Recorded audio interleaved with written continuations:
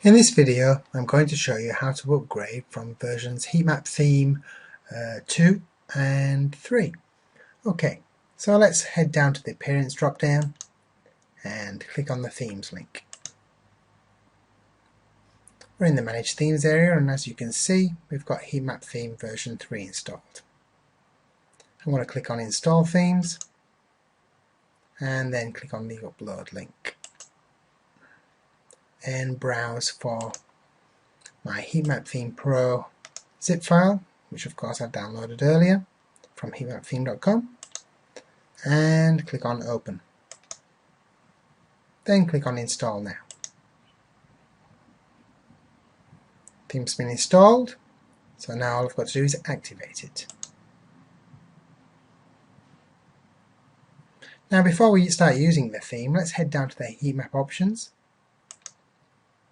and you'll see there's a message here. Option settings and ad settings from an older version of HeatMap Theme have been found. Would you like to import these settings now? Yes, of course we would. So let's import them now. Okay, so now it's telling us there are currently old HeatMap Theme option settings and ad settings in the options database. Would you like to tidy them up? So if you want to get rid of the old settings and you don't want to go back to your old version of HeatMap Theme, then you can safely delete those.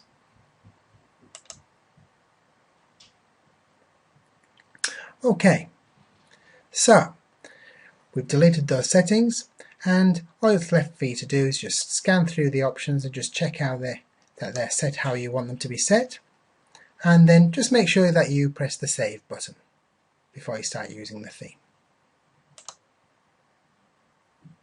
And then we can just check the front page just to see how it looks with our new upgraded HeatMap theme.